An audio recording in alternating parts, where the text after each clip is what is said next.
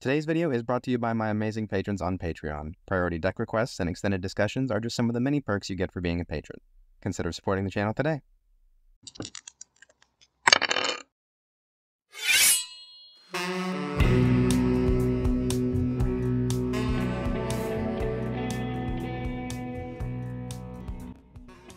Welcome back to today's build. I'll be your guide to this wonderful game we all love. Let's get started. Quick disclaimer, today's deck is a little different from our usual discussions. We'll be looking at Tuya Bearclaw and trying to build a Precon with her.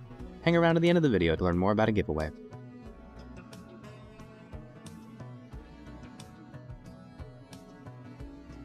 To build a Precon, we first need to know what kind of player a pre-constructed deck is for.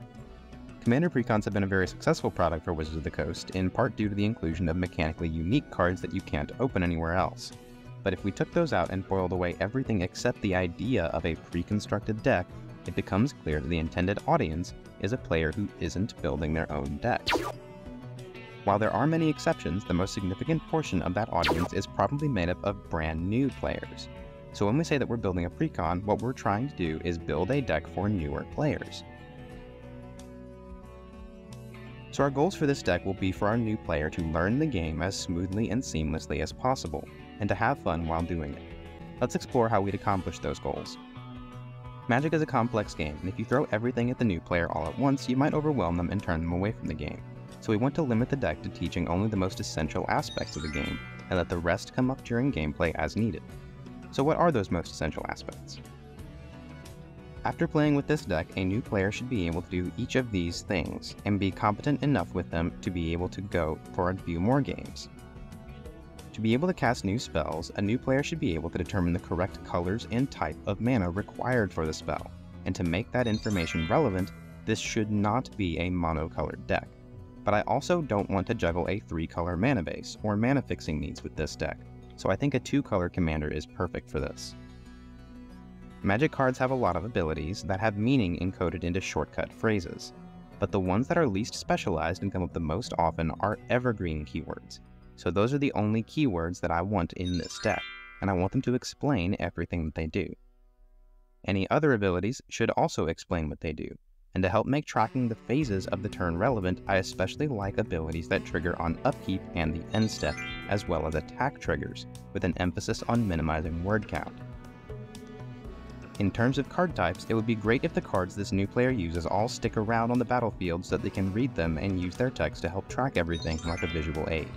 So I want to lean away from instants and sorceries, which resolve differently from permanent spells, and emphasize interaction on the stack more than I'm comfortable with doing with a new player. That said, to make reading the card relevant, these permanents should not all be one permanent type, but should still be limited to simpler permanents like creatures, artifacts, and enchantments, but not planeswalkers, battles, auras, or equipment. For our creatures, we should have a mix of cards with equal power and toughness and unequal power and toughness. The first is to simplify combat math, and the second is to make the distinction between power and toughness relevant. You'd be surprised how many new players think that this information is a fraction. The last thing I want from this deck is for it to actually be a 60-card commander deck. This means that it won't actually be legal in Commander except as a Rule 0 inclusion, but every new player that I've taught struggles to shuffle the 100-card decks, especially if they're not used to it, and making the deck only 60 cards can minimize that factor and give our new player more mental space to process the game.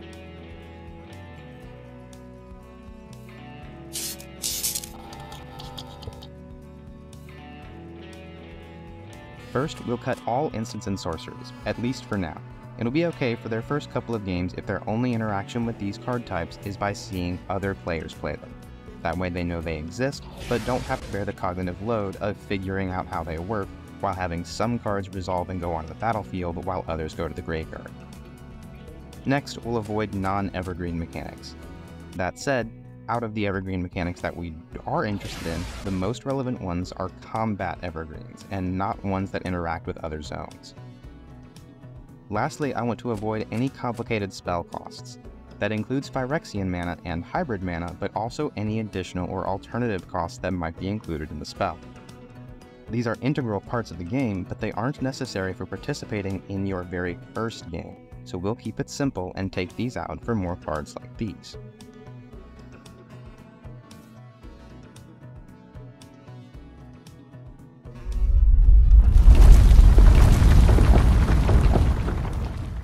So what do our lands look like?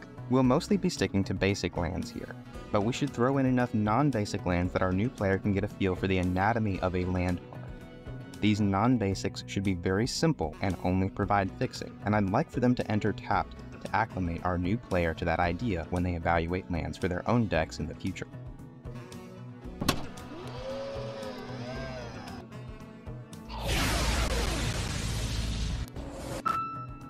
So what's our timeline? On turn 1, we're not playing anything other than lands. I think it's useful for a new player to use this time to observe how other players spend their first turn, hopefully narrating each of the untap, upkeep, and draw phases, so the new player will catch on and mimic this behavior. Turn 2, we can play Deadly Recluse, Goblin Trailblazer, and Greenwood Sentinel to develop a creature presence and introduce relevant concepts for combat. Turn 3 is when our commander Tuya should come into play. Because this is an attack trigger, the earlier we play her, the more attacks she can get in over the course of the game. Turn 4, we can play Vine Mare, Conifer Strider, or Havoc Devils to put down a large power creature while introducing more relevant combat text and keywords. We can also play Abzan Beastmaster, Colossal Majesty, or Triumph of Ferocity to make the upkeep step relevant while refilling our hand. It's also this turn that we can play Howling Golem, Filigree Familiar, or Anvil Rot Raptor to show off artifacts with relevant text that will remind our new player to read their cards. Turns 5 and beyond, we can begin interacting with our opponents with Indrik Stomphowler, Wild Celebrants, or Conclave Naturalists. And remember that the whole time this is happening, our commander is getting bigger and attacking. Next, we'll set up to make a creature unblockable with Goblin Smuggler or Siegebreaker Giant, and then attack with either a commander or a pumped up Shivan Dragon that we can pour mana into for increased damage on both the dragon and our commander. This deck is not very explosive, and I don't recommend it for play by anyone other than new players, but it's very good at doing what it promises, which is to teach a new player the fundamentals of this wonderful game we all love.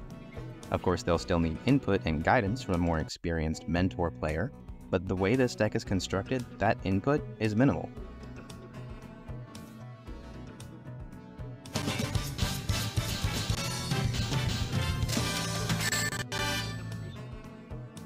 A very special thanks to all my amazing patrons. When I started this channel, I wanted to talk about deck building decisions with my videos, but in practice what ends up happening is that I talk for 30 minutes about all the nuance of a deck, which is longer than I'm comfortable with posting to YouTube.